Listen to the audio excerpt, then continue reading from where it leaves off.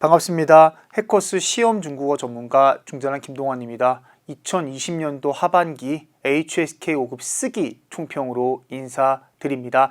하반기에 HSK 5급 쓰기의 두드러진 특징을 좀 살펴보고요. 기출 변형 문제 한번 확인해 보면서 여러분께 공부 방법까지 전달해 드리도록 하겠습니다.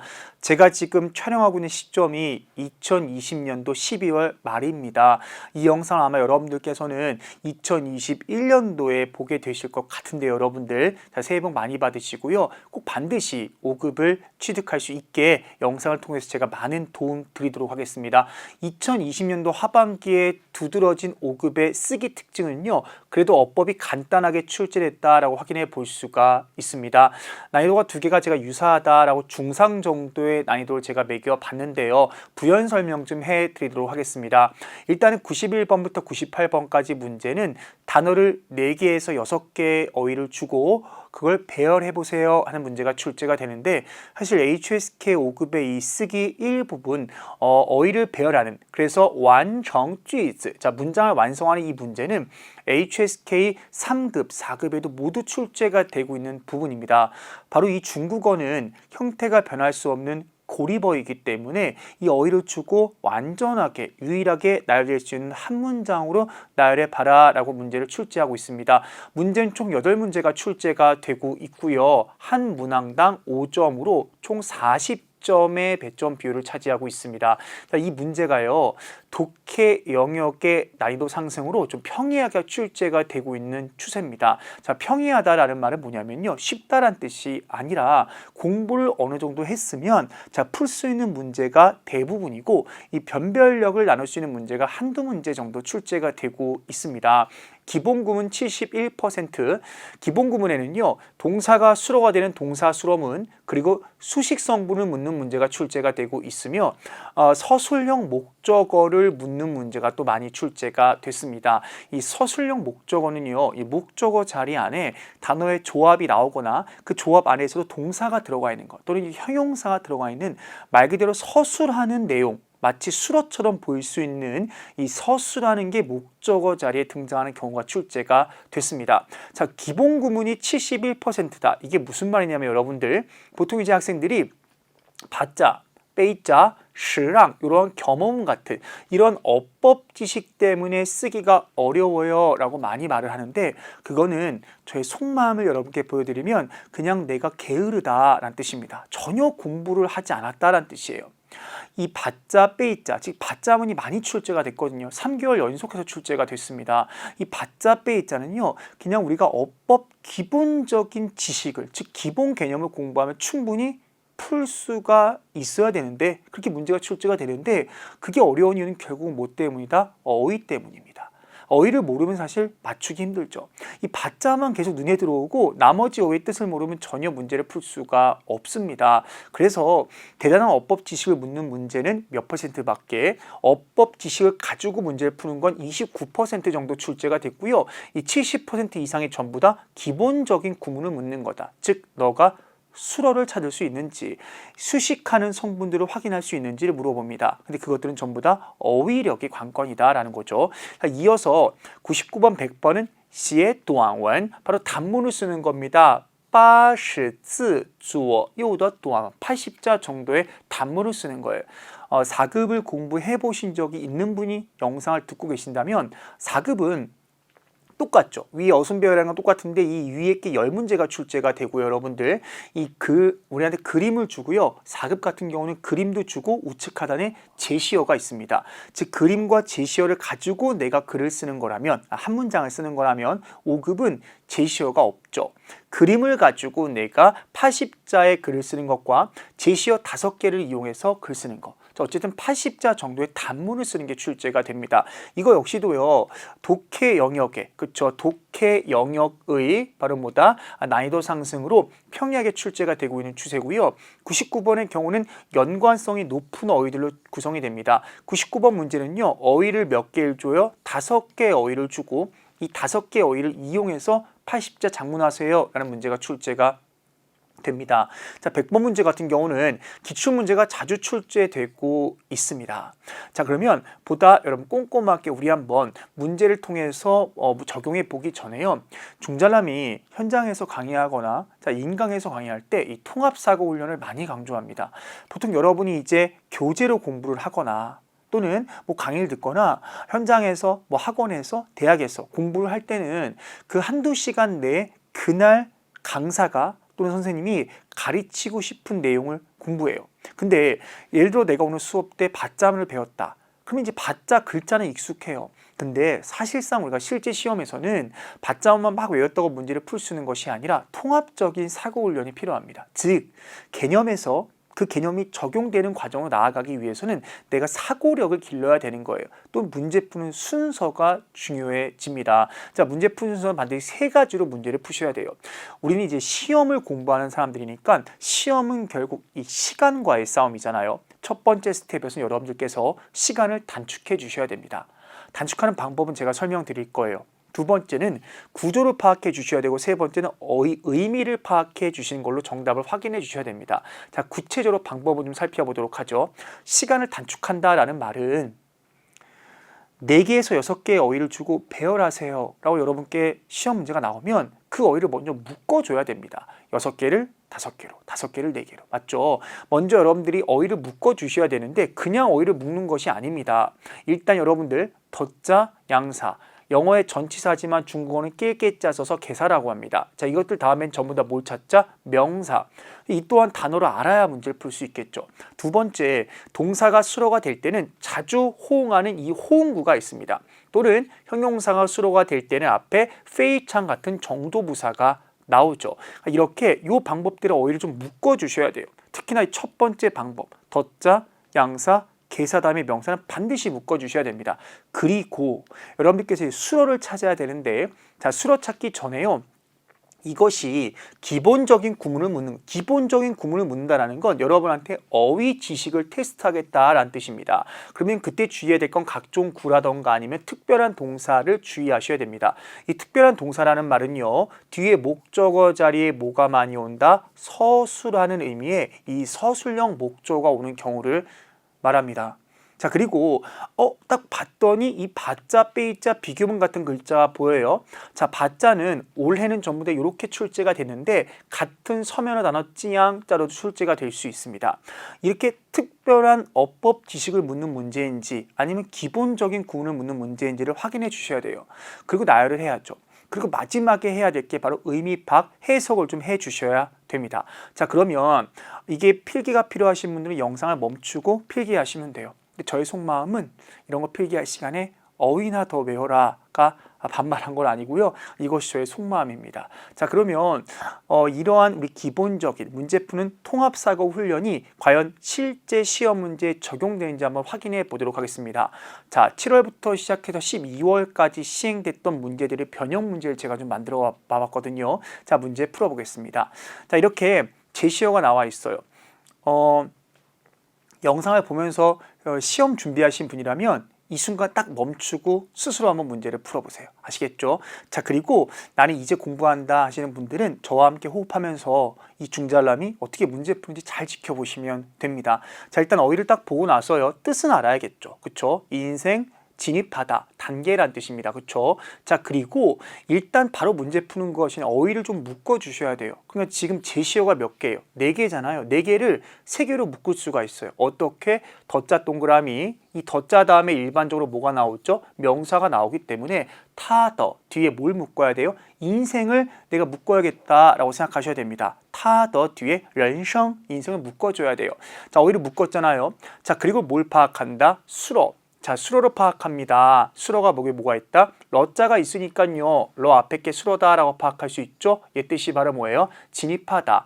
동사기 때문에 호응하는 게 있어요. 진입하는 건 뭐에 진입하는 거냐면 단계에 진입하다라고 해서 이거 2개는 호응해서 쓰는 어입니다.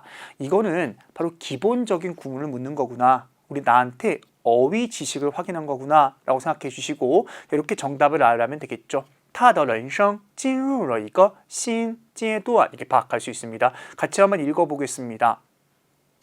같이 한번 읽어보죠. 자, 읽어보겠습니다. 시작. 他的人生进入了一个新阶段이렇게 파악할 수 있겠죠. 제가 여러분들이 이렇게 여기서 뭐를 강조한 이유는 자 소리를 강조하는 이유는 이것이 결국 무슨 공부이기 때문에 듣기 공부이기 때문에 그렇습니다. 절대로 영역을 나눠서 어휘를 공부할 때 나눠서 공부하는 게 좋지만 복습할 때는 여러분들 문장 꼭 소리내서 읽어주셔야 돼요. 아시겠죠? 해서 확인해 보시고요. 자 이런 문제 출제할 때 출제자는 우리한테요. 자 이런 걸 확인하고 싶어서 문제를 출제했구나. 바로 출제자의 시각을 여러분들이 확인해 주셔야 됩니다. 이 출제자의 시각은 바로 제가 만든 책의 이름이기도 합니다. 앞에 화면에 제가 잠깐 보여드릴게요. 이 책이 이제 아직 여러분들은 구입할 수 없고 2021년도 1월 1일부터 이제 판매가 시작되는 제가 만든 저의 부교재입니다. 이걸 현장에서 이걸로 제가 이제 수업을 진행하고 있습니다. 사진은 보지 마시고 이제 책 이름이 출제자의 시각입니다. 10년 동안 HSK 문제를 분석해서 자, 이러한 시각으로 문제를 냈구나라는 걸 적용하고 확인해보는 그런 교재인데 이 출제자의 시각을 통해서 우리가 이 문제를 왜 냈을까? 첫 번째는 어휘의 의미를 파악하세요 라고 문제를 냈고요. 두 번째는 이 주어와 목적어를 꾸며주는 거. 그러니까 타더 얘가 지금 누굴 꾸며주고 있어요? 런성을 꾸며주고 있죠. 그 다음 이거 신 얘가 뭘 꾸며주고 있어요? 찌에 또한을 꾸며주고 있는 거를 너가 알 수 있냐를 확인하는 문제였다라고 보시면 됩니다. 두 번째 문제 가보도록 하죠. 자, 영상 멈추고 문제 풀어주세요. 자, 문제 푸셨죠? 자, 일단 의미 좀 살펴보겠습니다. 쪼다오, 요 글자 주도 면밀하다, 세심하다, 정말 잘 나오네요. 그런데 더가 있으니까 뒤에 뭐 찾아야 돼요? 여러분 명사 찾아야죠? 그쵸? 후우 서비스입니다. 자원봉사자 잘 나옵니다. 디공 제공하다 라는 의미 잘 나오죠. 자, 그럼 일단은 어떻게 문제 푼다? 어휘를 묶자. 시간 단축하자. 그쵸? 자, 그럼 여기 덧자 보이니까 세심한 뒤에 뭘 여러분들이 묶어야 돼요? 자, 서비스 이거 묶어줘야겠죠. 자, 묶기 위해서는 어휘를 알아야죠. 그 다음 뭘 파악하자? 수로 파악하자. 수로는 뭐예요? 러가 있으니까 디공 이게 수로인데 이게 동사잖아. 그러니까 뭐를 제공하는 거예요? 디공 뭐랑 많이 호한다? 서비스를 제공한다. 디공 후우라고 체크할 수 있겠죠. 이건 뭘 묻는 문제구나. 기본적인 구문을 확인하는 문제구나라고 파악할 수 있겠죠. 그렇죠? 자, 그리고 이제 여러분들이 여기서 어려웠던 것은 요 네 번째 제시어 왜 따지야? 자, 요거의 구조가 어려웠을 수 있어요. 이건 지금 도서관, 자전거 같은 한 단어가 아닙니다, 여러분들. 우리 중국어에서 기본적으로 문장 앞에 주어가 나오고요. 여기 이렇게 수어가 나오죠. 수어를 꾸며주는 방법은 크게 세 가지 방법이 있습니다. 수어를 꾸며주는 방법. 첫 번째는 제가 수업 때 많이 강조해요. 뭐 먹으러 어디 가자? 조개 먹으러 명동 가자. 이 조개 명동 순서 재미없다는 거 저도 알아요. 이 조개 먹으러 명동 가자 순서대로 꾸며주는 거예요. 여기서 이거 왜 있다 지야. 자, 요거는 앞에 있는 글자가 바로 뭐다? 개사에 해당하는 거고요. 영어의 전치사 따지야. 자, 요거 명사에 해당하는 겁니다. 그래서 얘는 누구 앞에 와야 돼요? 조개 명동 순서에 따라서 이 앞에 와야 됩니다. 좀 더 부연 설명을 드리면 혹시 이제 문장을 공부할 때 조개명, 뭐 형부 막 이렇게 부사를 넣어서 공부하시는 분들 우리 5급은 부사를 위치를 정해 놓는 순간 여러분들은 헷갈릴 수 있습니다. 부사는 언어를 공부할 때 부사가 부수적인 단어의 줄임말이기 때문에 절대 얘를 위치를 딱 정해놔 버리시면 헷갈릴 수가 있어요. 아니 공부했는데 그게 실제 시험에서 자꾸 예외로 작용하면 짜증나잖아요. 그렇죠? 그래서 예외 없는 조개 먹으러 명동 가자로 좀 외워주시기 바랍니다. 그래서 정답은 앞에다 먼저 뭘 써야 돼요? 자원봉사자들 먼저 쓰고요. 왜 있다 지야? 바로 누굴 꾸며주는 거예요? 디공을 꾸며주는 거죠. 그 다음 쪼다더 푸우 바로 주도 면밀한 세심한 서비스를 제공한다라고 해석해 볼 수 있겠네요. 자, 소리내서 읽어보겠습니다. 같이 읽어보도록 합니다. 시작. 志愿者们为大家提供了周到的服务 확인해 볼 수 있습니다. 출제자는 뭘 물어봤을까요? 역시나 여러분께 어휘 의미 파악하세요. 이렇게 문제 낸 거고 그리고 수로를 꾸며주는 성분 바로 조개 먹으러 명동 가자를 확인했다라고 체크해 주시면 됩니다. 아시겠죠? 자, 그 다음 문제 또 풀어보겠습니다. 영상 멈추고 자 문제 풀어주세요. 자, 어휘 의미 좀 살펴보겠습니다. 遵守 바로 준수하다라는 뜻입니다. 자발적이다, 교통, 그 다음에 규칙, 자 이렇게 확인해 볼 수가 있습니다. 자 이런 문제는 사실 어려운 문제입니다. 첫 번째 여러분들이 하셔야 될 게 바로 뭐를 묶자? 어휘를 묶자. 여러분들 어휘를 묶는 방법은 여러 가지 경우가 있는데 일반적으로 문제가 쉽게 출제가 되면 이 덧자를 이용해서 덧자 다음에 뒤에 못 찾는 거, 이 명사를 찾는 경우가 우리 시험 문제 나오죠. 근데 여러분들이 한국의 역사를 한국사라고 줄여 말하는 것처럼 중국어에도 덧자를 쓰지 않고 그냥 하나의 어휘 조합으로 쓰는 경우가 많이 출제가 되고 그게 이제 5급에는 좀 더 부각됩니다. 여기 지금 보면요. 交通规则, 교통규칙 같은 이런 어휘들은 명사지만 덧자 없이 그냥 하나처럼 쓰이는 구조예요. 그래서 제가 듣기 총평에서 말씀드렸지만 어휘를 그냥 얘를 갖다가 교통, 규칙 이렇게 외우기보다는 문장을 통해서 교통규칙 이렇게 많이 봐야지만 이걸 묶을 수가 있습니다. 여기선 교통규칙을 하나로 묶는지, 자 이게 어려웠죠. 그 다음 뭘 파악하자? 수로를 파악하자. 여러분 여기 지금 보면요. 동사가 있고 형용사가 있어요. 그렇죠? 동사도 문장에서 수로가 될 수 있고요. 형용사도 문장에서 수로가 될 수 있습니다. 여기서 수로가 동사여야만 하는 이유가 두 가지가 있어요. 일반적으로 형용사가 얘가 수로가 되려면 형용사는 수로가 될 때 그 앞에 뭐가 오죠? 非常 같은 글자가 옵니다. 她很漂亮이라고 일반적으로 배우죠. 형용사가 즉 세 번째 제시어가 수로가 되려면 여기 제시어 중에 非常 같은 글자가 나왔어야 돼요. 그렇죠? 그래서 안 된다. 두 번째는 여기 지금 누가 있어요? 교통규칙이라는 명사가 있잖아요. 그렇죠? 명사가 있다라는 건 그거와 호응하는 바로 동사가 이렇게 있어야 됩니다. 그래서 遵守规则, 遵守规则, 규칙을 준수하다가 호응하는 어휘예요. 따라서 수로는 바로 준수하다. 이게 수로가 됩니다. 자, 그럼 여기 세 번째 제시어의 자발적이라는 걸 어디에 위치시켜야 될까? 여러분들 두 번째 설명 갑니다. 자, 수로를 꾸며주는 방법은요. 제가 첫 번째 뭐가 있다고 말씀드렸어요? 조개 먹으러 명동 가자 이따 말씀드렸죠. 그거 말고요. 형용사가 이렇게 앞에서 동사를 꾸며줄 수 있는 방법이 있습니다. 그땐 이렇게 생긴 덧자 얘를 생략하죠. 일반적으로 따라가 볼까요? 快说 다시요. 快说 빨리 말해 라고 쓰잖아요. 이 덧자가 없으면 이 덧자 생략되면 앞에서 꾸며줄 수 있습니다. 물론 형용사는 뒤에 올 수도 있어요. 그땐 이렇게 생긴 덧자 쓰고 여기에 헌자 써주고 여기에 형용사 씁니다. 따라 읽어주세요. 说得很快说得很快이런 식으로 뒤에서 꾸며줄 수도 있습니다. 우리가 중국어에서 동사 꾸며주는 방법은 크게 세 가지 방법이 있다. 조개 먹으러 명동 가자, 快说,说得很快. 지금 이건 뭐에 해당하는 거예요? 두 번째에 해당하는 경우입니다. 정답 확인해 보도록 하죠. 칭, 문장 맨 앞에 나오고 주어 생략시켜 줄 수 있죠. 자, 그래서 정답은 이렇게 확인해 볼 수가 있습니다. 한번 같이 읽어보죠. 다시 시작. 请自觉遵守交通规则 확인해 볼 수가 있습니다. 출제자는 이걸 왜 냈을까요? 이거 확인하고 싶어서 낸 거예요. 첫 번째, 어휘의 의미 파악하자.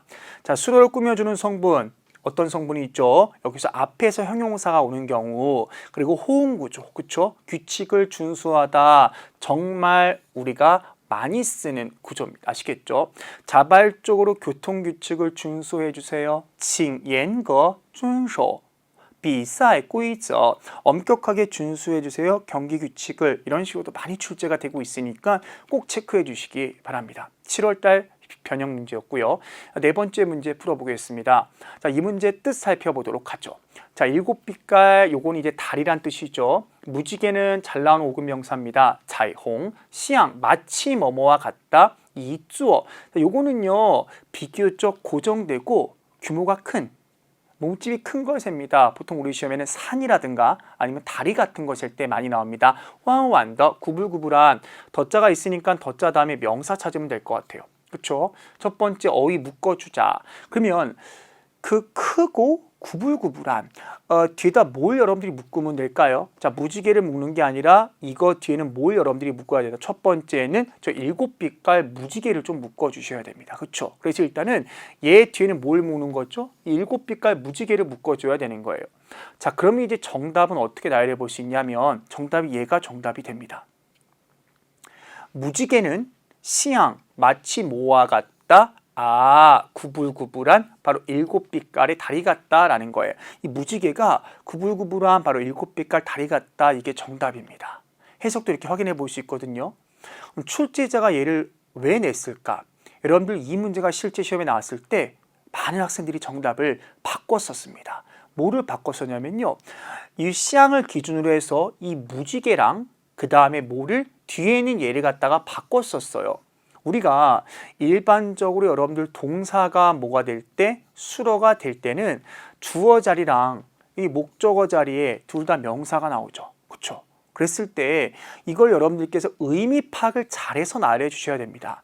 이 쌍이라는 여러분 글자는요. 앞에 구체적인 내가 눈에 보일 수 있는 어떠한 사물, 얘가 무언가를 닮았다, 마치 묘를 닮았다 묘사해 주는 거기 때문에 이주어 구불구불한 7빛깔 다리가 눈에 보이는 게 아니죠. 그래서 묘사는 뒤에 써주고 앞에는 내가 지금 본 무지개를 써줘야 됩니다. 아시겠죠?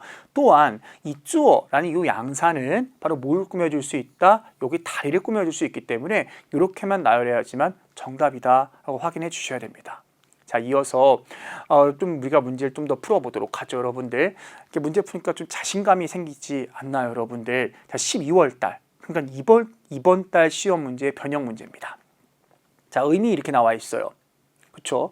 이거는 개발 프로젝트라고 해서 하나로 출제가 됐네요. 카이파 개발하다라는 얘는 명사고요. 시향무, 저 글자는 우리가 일과 관련돼서는 프로젝트라고 해석을 하고요. 운동과 관련돼서 얘를 갖다가 여러분들께서 종목이라고 해석해 주셔야 됩니다. 포기하다, 투자하다, 투자하다 뜻 여기 나와 있죠. 이 문제 좀 어려웠던 문제였죠. 자, 일단 어휘를 묶어보려고 하는데 여기 지금 보면요. 저거, 이거 뒤에 뭐 찾아야 돼요? 명사 찾아야죠. 그리고 수로 파악하자. 근데 지금 보니까 포기하다도 동사고요. 투자하다도 얘도 동사입니다. 헷갈려요. 이런 문장, 바로 중자람이 말씀드렸던 서술형 목적어를 갖는 구조입니다. 제가 이제 현장 강의에서 많이 강조해요. 야, 너 2021년도에 뭐 할 거야? 나 5급 시작할 거야. 나 진짜 5급 딸 거야. 나 진짜 해커스 가서 중전람이랑 5급 딸 거야. 라는 말을 문장으로 만들고 싶을 때 나는 시작했다 5급을. 그럼 여러분들 주어 자리에 워자 쓰시고요. 시작하다 중국어로 뭐죠? 카이시라고 쓸 수 있습니다. 나는 5급을 시작했다. 여기 바로 뒤에다가요. 我开始 5급 쓰면 좀 어색한 문장이 돼요. 我开始 카이시라는 여러분 이 동사는 무엇 하는 것을 시작하다라는 의미로서 또 뒤에 동사가 나올 수 있습니다. 여기서부터 여기까지가 전부 다 목적어인데 이 목적어 안에 동작이 들어갈 수 있다고요. 그래서 어떻게 바꿔야 되냐? 我开始学习 HSK 5级라고 써야 됩니다. 我开始学习 HSK 5급. 5급 공부하는 것을 시작하다 라고 써야 되는 문장 구조예요. 이것도 역시 마찬가지입니다. 정답은 我们放弃. 얘가 주어고요. 얘가 수어예요. 뭐가 목적어냐면 여기서부터 시작해서 여기까지가 전부 다 이게 바로 뭐다? 목적어입니다. 목적어는 을로 해석돼야지만 목적어가 아니고요. 한 글자만 목적어에 나올 수 있는 것도 아닙니다. 얘가 전부 다 목적어가 되는 거예요. 그래서 이 문장을 해석해 보면 우리는 뭐 했다? 포기했다가 수어예요. 뭘 포기했냐? 이 개발 프로젝트에 투자하는 것을. 근데 이 문장을 보니까 투자하다, 뭐에 투자하다? 이 개발 프로젝트 호응하는 게 있지만 얘가 전부 다 목적어다라는 거 이거 이해하셔야 됩니다. 그래서 출제자는 우리한테 의미를 파악하는 것과 서술형 목적어를 갖는 동사수를 파악하는 걸 물어봤다. 그러면 이 서술형 동사, 서술형 목적어를 갖는 걸 따로 정리해야겠죠? 그래서 이제 제가 현장 강의에 오면 이 서술형 목적어를 갖는 거를 다 여러분께 정리해 드립니다. 자, 이어서 여러분 6번 문제 풀어보겠습니다. 6번 문제 어휘 살펴보고요. 뭐 천둥소리라든가 꾸구, 고모, 이 고모도 역시 잘 나오죠.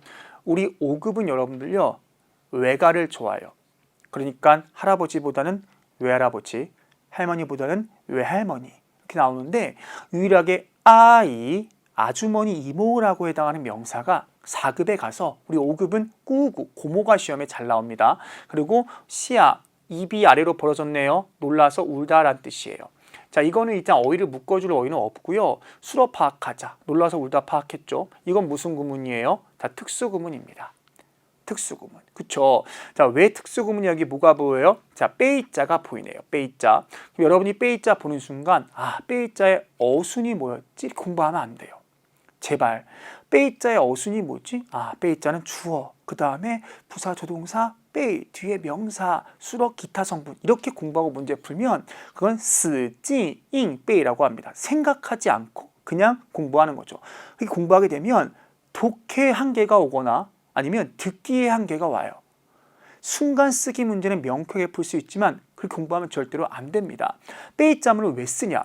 여러분, 빼이자문을 쓰는 이유는요, 이 주어가 문장의 주체인데 얘가 뭐가 될 때 많이 있어요? 피해자가 될 때 많이 씁니다. 다시요, 주어가 뭐가 될 때? 피해자가 될 때. 원래 주어는 이 행동을 하는 뭐가 돼야 돼요? 주체가 돼야 되는데 이 주어가 뭐가 될 때? 피해자가 될 때 쓰는 거예요. 我被雨淋湿了. 내가 비에 젖었다. 나 도둑 맞았다. 나 엄마한테 혼났다. 그래서 꼭 빼이자를 나쁠 때만 쓰는 건 아니고요. 좋을 때도 써요. 나 승진했어. 나 합격했어. 이럴 때도 쓸 수 있습니다. 합격은 내가 한 거지만 그 행위는 사실 회사나 대학교가 한 거잖아요. 그렇죠? 그래서 주어 자리에 뭐가 올 때? 피해자가 올 때 빼이자 쓴다라는 거 알아야 됩니다. 그러니까 여러분들이 여기서 피해자는 어떻게 알아요? 놀라서 울다. 누가 놀라서 운 거예요? 지금 고모예요? 천둥소리예요? 정답은 고모죠. 고모. 놀라서 울 수 있는 건 누가? 고모가 놀라서 온 거죠. 그래서 이게 정답이다 라고 파악할 수 있겠죠. 자, 빼이자는 앞에 뭐가 온다? 피해자 또는 사람, 사물 다 가능합니다. 뒤에 뭐가 온다? 가해자가 온다 라고 체크할 수 있어야 됩니다. 그리고요, 만약에 천둥 치는 걸 나도 봤다면 대화 상황에서는 이 빼이자 뒤에 나오는 요 가해자 있죠? 요 명사도 생략 가능하다라는 것도 체크해 주시기 바랍니다. 어휘의 의미 파악하는 문제였고요. 두 번째는 특수구문, 빼이자문을 잘 이해했는지 얘는 이제 어법 지식까지 물어보는 문제였습니다. 한 문제 더 풀어볼까요? 여러분께 제가 시간 드리겠습니다. 자, 영상 멈추고 한번 문제 풀어보세요. 꼭 아시겠죠? 자, 어휘 확인하겠습니다. 연극, 연기. 자, 요거는요, 연극, 연기, 전공. 하나의 어휘 조합입니다. 이제 이런 걸 여러분들이 어휘 묶기에서 묶어주셔야 돼요. 수로 파악하자. 수로가 뭐예요? 루취. 바로 합격하다, 뭐 채용되다 라는 그런 의미겠죠. 수로 파악했고요. 무슨 구문이다? 특수 구문이네요. 자, 빼이자문. 앞에 뭐 나온다? 피해자. 여러분들, 이 합격된 건 누가 합격된 거죠? 그렇죠. 사람. 그가 바로 피해자가 되겠죠. 타베이 뭐에 의해서? 그렇죠. 연극, 연기 전공에 합격했다라는 겁니다. 우리도 뭐 연극, 영화과 막 쓰잖아요. 그렇죠. 이렇게 해서 내용을 정리해 볼 수가 있습니다. 여러분들. 자, 읽는 건 넘어가도록 하겠습니다. 요거 역시 어휘 의미 파악 문제였고 특수구문, 빼이자문의 어법 지식을 묻는 문제였습니다. 자, 이어서 저랑 같이 여러분과 함께 받자문 한번 살펴보도록 하겠습니다. 얘 역시 어휘는 제가 정리해 드리고요. 자, 어휘 묶어줄 거 딱 보면 여기는 없죠, 지금. 자, 그리고 수로 파악하겠습니다. 수로가 뭐다라고 파악할 수 있어요? 싸짤, 싸짤. 어딘가에 엎질르다란 뜻이죠. 여러분, 한자를 어떻게 쓰면? 자, 이렇게 한자를 여러분들 쓰게 되면 얘는 뭐예요? 술이죠, 술. 술지요. 술이죠. 여기서 아래쪽에는 요 짝대기 하나 딱 빼면 짝대기라고 이해하고 쉽게 표현하겠습니다. 이거 하나 빼면 이게 바로 뭐다? 싸. 여기 있는 것 중에 얘를 갖다 없애면요. 얘를 갖다 없애면 얘는 발음이 어떻게 된다? 싸라고 발음이 되고요. 항상 우리 시험에 싸짜의 장소 어딘가에 엎질르다 라고 시험에 나옵니다. 얘는 또 항상 받자문으로 그렇게 출제가 돼요. 자, 그래서 앞에다가 어떤 걸 쓰고요. 자, 받자를 써줘야죠. 바 뒤에 뭐 쓴다? 처치 대상. 그럼 엎질릴 수 있는 처치 대상은 뭐가 되는 거죠? 물이 나왔네요. 물. 그쵸? 자, 그럼 이제 이거는 나열해 볼 수가 있는데 저 맨 앞에 쉐이 글자 보이시나요? 그 뜻이 뭐예요? 누구란 뜻이죠. 누군지 모를 때 쓰는 겁니다. 그래서 누구 자리에 써야 돼요? 누군지 모르니까 주어 자리에 갖다 써주면 됩니다. 谁把水 누가 물을 洒在了 엎질렀냐? 어디에다가? 카페트에다가 라고 살펴볼 수 있고요. 샹자가 왜 나왔어요, 선생님? 우리가 일반적으로 이 짜이짜 뒤에는 뭐가 나와요? 장소가 나오죠. 장소. 그런데 여기 지금 이 카페트라는 이거는 명사지 장소가 아닙니다. 여기다 뭘 붙여서 샹을 붙이면 이게 뭐가 된다? 장소가 된다. 라고 체크해 주시기 바랍니다. 그래서 시험 문제 정답은 이렇게 확인해 볼 수 있고요. 얘는 왜 물음표를 썼어요? 여기 쉐가 들어갔기 때문에 물음표를 써줘야 되는 그런 문제였습니다. 누구만? 지필로 보실 분들만 물음표 쓰시면 돼요. 아시겠죠? 소리 확인해 드렸고 정답 해석까지 해드렸습니다. 자, 이거는 어휘의 의미를 파악하는 문제였고요. 시험에 나왔던 어휘 표현 추가 정리해 드리겠습니다. 싸짜이 어디에다가 띠단 바로 카페트에다가 엎질르는 거고요. 싸짜이 鍵반 키보드에다 엎질르는 것도 시험에 나왔고 싸짜이 천산 3급 단어죠. 셔츠에다가 엎질르는 거. 와이셔츠 같은 셔츠에다 엎질린 게 시험에 나왔습니다. 얘네 두 개는 우리 시험 어디에 많이 출제가 되냐면요. 쓰기 이 부분, 그림에 출제가 됐던 표현이었습니다. 이건 받자문의 어법 지식을 파악하는 문제였다.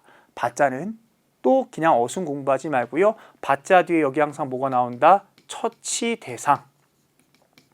수러 뒤에 뭐가 나온다? 처치 결과가 나온다. 어떠한 처치 대상을 어떻게 처치했을 때 행동이 일어났을 때 받자문을 쓴다라고 체크해 주시기 바랍니다. 한 문제만 더 풀어보도록 하죠. 여러분께 시간 드립니다.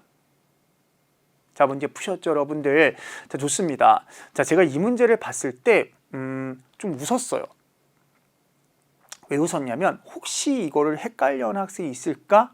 라고 생각하고 웃었는데, 근데 시험 보고 나와서 제가 이제 학생들과 뭐 SNS나 아니면 메일이나 아니면 현장에서 만나 소통을 하는데 한 학생이 첫 번째는 저 받자, 그리고 받자문의 이 받자를 순간 헷갈렸다라고 했던 학생이 또 있었습니다.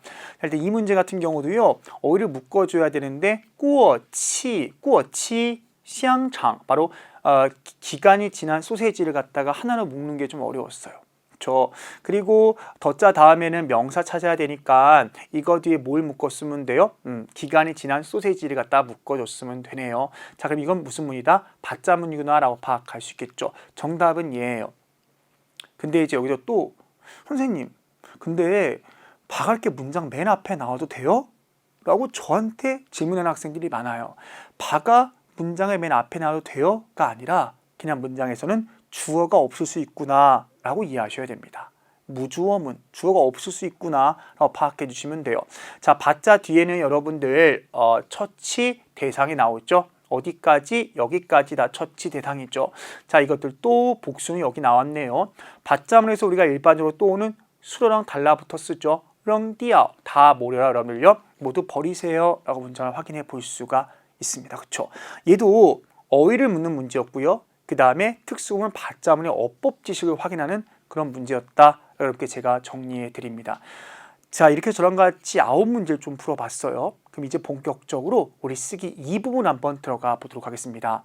많은 분들이 인강으로 또 현장 강의에서 저를 찾아주시는 이유가 제가 학생한테 필요로 하는 존재가 될 때가 바로 이 쓰기 이 부분입니다. 쓰기 이 부분 문제는 이렇게 99번처럼요. 아래의 어휘들을 결합하래요. 전부 사용하고요. 순서는 상관없대요. 그러니까 요게 지문에 들어가는 순서는 상관없는 거예요. 5개 어휘 이용해서 80字左右的短文 80자 정도의 단문을 쓰세요가 99번 문제고요. 100번 문제는 이렇게 그림 한 장 주고 쓰기 하세요라는 문제가 출제가 됩니다. 위에는 문제는 몇 점 만점이냐면 얘가 30점 만점이고요. 아래는 문제가 30점 만점입니다. 두 개 더해서 60점 만점이에요. 그리고 방금까지 풀었던 어순별 문제가 말씀드렸죠? 8문제 곱하기 5점 40점 만점입니다. 쓰기 1부분이 40점 만점, 쓰기 2부분이 60점 만점. 절대적으로 봐도 쓰기 2부분이 배점이 더 크죠. 그럼 뭐를 많이 공부하셔야 돼요? 쓰기 2부분.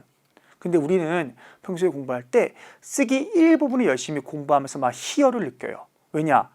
외워야 될 어휘도 좀 적고 막 어법을 공부하면 막 공부하는 느낌이 들잖아요.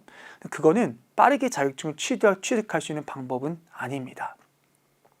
쓰기 이 부분에 어느 정도의 시간을 좀 많이 할애하셔야 돼요. 그러면 막막하죠. 왜? 쓰기 1부분은 그래도 내가 문제를 푸는 건데 쓰기 2부분은 이거야말로 주관식이기 때문에 어떻게 공부해야 될지 막막합니다. 공부하는 방법은 간단해요, 여러분들. 쓰기는 쓰는 시험이 아닙니다. 이게 무슨 말이냐? 결과를 보면 쓰는 시험이죠. 근데 쓰기는 내가 외운 문장을 짜집어서 옮겨 적는 시험이라고 생각하셔야 돼요. 좋은 문장, 시험에 많이 나오는 문장을 외웠다가 그 외운 문장을 옮겨서 문제 푸는 거지 절대로 거기 가서 글쓰기 하는 시험이 아닙니다. 우리가 공부하는 건 시험 중국어 공부이기 때문에 외운 거를 옮겨 적는다라고 생각하시면 돼요. 그럼 어떤 걸 외워야 되냐면 저는 이제 현장에 와서 여러분들께 99번에 많이 나오는 어휘를 가지고 그리고 또 100번에 많이 나오는 그림을 가지고 제가 쓰기 템플릿을 만들었습니다. 플랜 B, 바로 쓰기 템플릿인데 제가 수업 때 제공해드리는 템플릿을 많이 외우시고 외운 템플릿이 무조건 100%다 시험에 적용된다라고 하는 건 저의 과장이고 허구죠. 그렇지만 외운 템플릿을 옮겨 적고 나온다라고 생각하고 공부를 시작해 주셔야 됩니다. 자, 그러면 이런 문제 가지고 어떻게 모범 답안을 쓰면 되는지 한번 확인해 보도록 하겠습니다. 자, 쓰기 이 부분 일단은 모범 답안 살펴보도록 하죠. 자, 이렇게 모범 답안을 제가 한번 가지고 와 봤습니다. 영상을 멈추고 해석해 주시면 돼요. 여기 지금 파란 색깔로 보이는 부분이 바로 제시어였습니다. 근데 이 제시어를 바로 이 어떤 특정 템플릿, 문장의 틀에다가 옮겨 적는 거예요. 我最近有一次什么什么的经历. 나는 최근에 한번 무슨 이러이러한 경험이 있다. 그러면 学习, 实习가 이제 인턴 실습인데 저기 자리에 바꿔 쓸 수 있는 거예요. 시험에 내가 이러한 템플릿을 외웠다면 이게 바로 뭐냐면 템플릿입니다. 이러한 템플릿을 외워서 이걸 활용해서 옮겨 적는 시험이지 거기 가서 내가 직접 글쓰기 하는 시험이 아닙니다. 아시겠죠? 我最近有一次什么什么的经历. 무슨 경험이 있다. 因为 뭐랑 많이 홍해요? 所以랑 많이 홍하죠. 因为我平时就有对服装 나는 의류에 感兴趣 흥미가 있어서 그래서 나는 줄곧 취향 뭐 하고 싶었어요? 종사하고 싶었어요. 의류 업계에 在朋友的帮助下 누구누구의 도움 아래에서 我终于在一家服装公司实习了6个月 나는 마침내 이런 의류 회사에서 인턴했습니다. 얼마 동안? 6개월 동안. 문장부 보세요. 문장부는 원래 하나가 한 칸을 차지합니다. 그러니까 두 번째 문장 마지막, 세 번째 문장 마지막을 보면 여기 준 쉼표는 시야 다음에 왔죠. 그런데 이렇게 네 번째 문장처럼 이 위에 다음에 여러분들이 여기다가 이렇게 마침표 찍을 수 없습니다. 그렇죠? 여기다가 체크할 수 없어요. 그래서 이런 경우에는 어떻게 해야 된다? 한 칸 안에 한자랑 문장부를 같이 쓰면 됩니다. 자, 이어서 해석해 드리죠. 虽然可是 그렇죠? 虽然 비록 在实习的过程中 인턴하는 과정에서 나는 만났어요. 많은 어려움을 만났지만 그러나 学到的东西 얻어간 것들이 적지 않다. 我相信 나는 믿는다. 뒤에 문장이 목적으로 올 수 있어요. 나는 뭘 믿죠? 未来我能成为 미래에 나는 뭐가 될 수 있어요? 훌륭한 바로 의류 전문가가 될 수 있다라고 믿는다라는 문장으로 마무리하시면 됩니다. 그래서 이 좋은 문장, 활용 가능한 문장들을 외워서 바로 옮겨 적는 거다. 템플릿을 외워서 옮겨 적는 시험이다 라고 생각하시면 돼요. 현장에서 저를 만나면 총 13개의 템플릿이 제 부교재, 제가 만든 책이 있습니다. 자, 그거 바탕으로 해서 외워서 옮겨 적고 나오시면 돼요. 자, 이어서 두 번째 거 한번 살펴볼까요? 그림의 키워드를 확인해 주시고요. 템플릿 활용. 그림에 남자가 음악 듣고 있는 그림이 있었어요. 그거는 취미죠. 그런 그림은 많이 나옵니다. 요리하는 거, 등산하는 거, 바둑 두는 거, 낚시하는 거, 헬스장에서 운동하는 거, 러닝머신 뛰는 거 시험에 나왔고 이런 것들이 시험에 나와요. 배낭여행 같은 거. 그럼 그런 거 어떻게 쓰시면 돼요? 취미생활 템플릿으로 몰아가시면 됩니다. 한번 확인해 보겠습니다. 现在很多人喜欢听音乐. 그럼 이听音乐 자리 바꿔 쓰는 거예요. 그러면 听音乐有什么好处는 어떠한 장점이 있을까요? 첫째, 둘째, 셋째. 짜임새 있는 글을 봐야지만 외우기도 쉽고요. 실제 시험에서 적용하기 쉽습니다. 이야기글은 읽기에 쉽고 외우기에 쉬우나 적용하기 어려워요. 변형하기 힘들다는 겁니다. 이렇게 해서 첫째, 둘째, 셋째 짜임새 있는 글을 외워주시면 돼요. 听音乐能缓解压力, 缓解压力, 뭐야 스트레스를 완화시켜줄 수 있다라는 거죠. 其次, 다음으로 외워요. 听音乐的时候, 뭐 할 때? 음악을 들을 때, 因为뭐뭐 때문에 不容易受别人的打扰, 다른 사람의 어떠한 방해를 받지 않아서 整理自己的想法. 자신의 생각을 좀 정리할 수 있대요. 음악 들으면서 정리할 수 있잖아요. 그렇죠? 자, 이어 살펴보겠습니다. 总而言之, 결론적으로 말해서 听音乐对很多人们来说 많은 사람에게 있어서 일종의 非常有 유익한 취미다 라고 정리해 볼 수 있습니다. 템플릿을 외우세요. 음악 듣는 건 다시 안 나오지만 이 문장의 틀을 외우면 이걸 옮겨 적을 수 있다라고 생각하시면 됩니다. 아시겠죠? 그리고 여러분 2020년도 하반기에 나왔던 그림 중에 이제 화장실에서 수도관에 물이 새고 있고 그걸 고치는 그림이 나왔거든요. 당황했죠. 저 역시도 놀랐습니다. 왜냐하면 나온 적이 없는 그림이었어요.